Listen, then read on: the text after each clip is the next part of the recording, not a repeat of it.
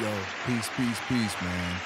Hey, the support that you guys are giving me on this channel is absolutely phenomenal. So I appreciate that. In this video, though, we're gonna get to one of my favorite songs I ever produced.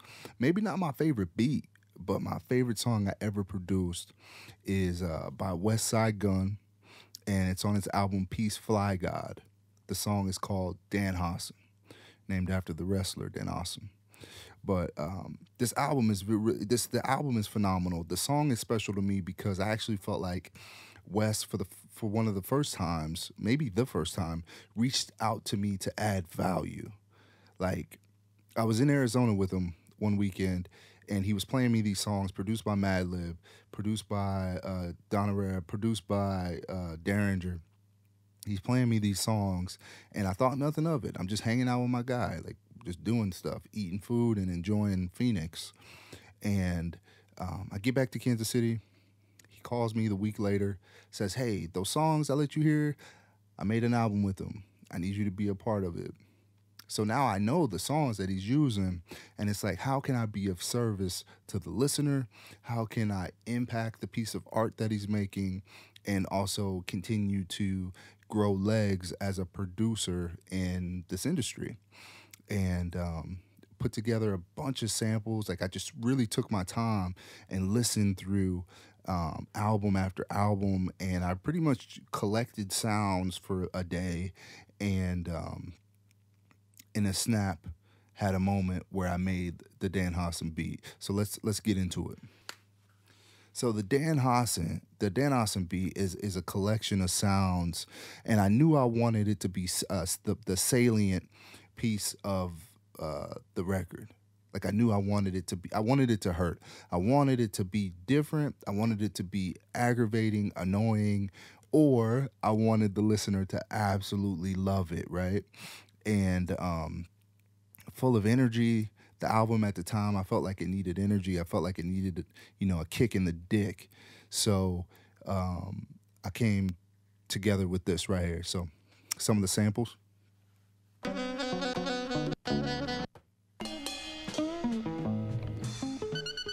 lot of, just strange vibes, African vibes, man. Found a sample. What's this?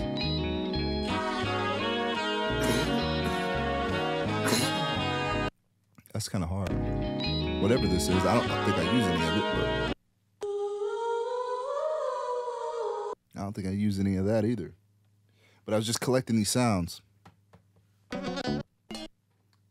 And then the drum sounds and everything.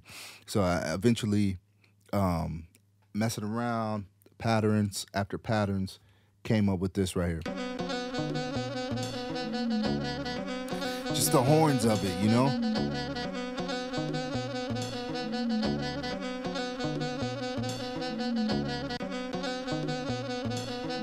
know what I mean? So I wanted it to, it sounds like a clown car. And when I heard those, like, the little horns just pulling and tugging like this at the frequency, I knew that I wanted to drive home a break. I knew it had to be a break. It couldn't be me creating the break, like kick, snare, hi-hat, open hat. It had to be a break. And it had to be like a punch in the stomach type of break too.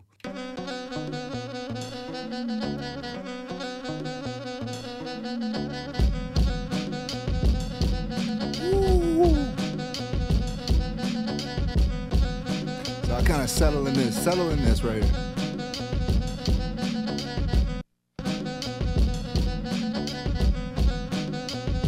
Conductor. I keep hitting that. Oh, just irritating, right? So now I'm like, it needs to ascend. So with the break and the sample and everything kind of like just being whack. Right now it sounds really wacky. It's charged. I had it charged with energy that I wanted, and I wanted it to be the WTF, I wanted that, and I felt like at this point I had achieved that because it's rocking. It's It's rocking.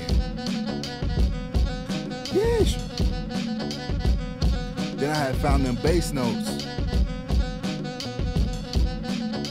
And them bass notes is really what really like, for me, the kick in the dick was the bass notes.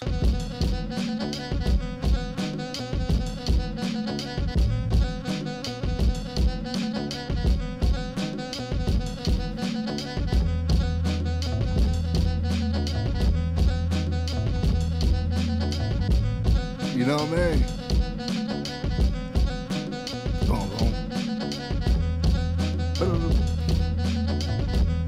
It took me forever, bro. It took me forever to make it go boom boom boom boom boom boom to the boom boom boom boom, and then the boom boom boom boom boom. It took me forever to do that.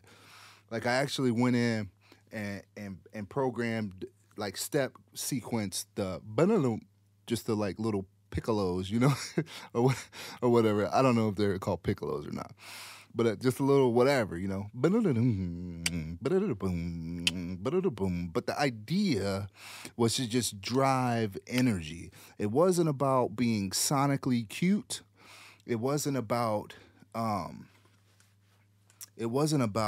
providing an aesthetic, right? This was, in my mind, crashing the party. Like we're crashing the party, man. And whatever party is set up and however people are rapping or whatever people are doing, whatever WestSide is doing and curating, we're going to make it awkward. And shout out to WestSide Gunn, right, for being with the shit. Like taking the risk. Like he literally is a guy that I can share as an artist, I can share my wildest ideas with WestSide Gunn because I know he'll understand. I know he'll understand that I'm trying to push a button. I'm not trying to fit in. I'm not interested in like, you know, it sounds crazy, but I'm at a place now where, of course, I want y'all to love the music. I'd be ridiculous to say, I don't care if people like my music. No, I want you guys to love it. I want y'all to jam this shit, man. I want y'all to play it loud and share it with your friends, of course. But that's not my set intention. If you don't, that's okay. You know what I'm saying? Like, I want to impact albums and pieces of art and leave a mark, whether it's a mark of disdain or a mark of greatness. That's for you guys to decide. It's for y'all to decide how you feel about it individually. And I'm okay with whatever happens after that, man. Like, I really am at peace. Once the record is created, I'm at peace with it. So I wanted this shit to sound like a clown car and a can of rocks being kicked down the street. That was the idea. You know what I'm saying? And WestSide placed it so perfectly. He's like master curator, right? He placed it perfectly on the album where it hit how it was supposed to hit. It had to be like, the album had to be set up like this, and Danhausen had to be like over there.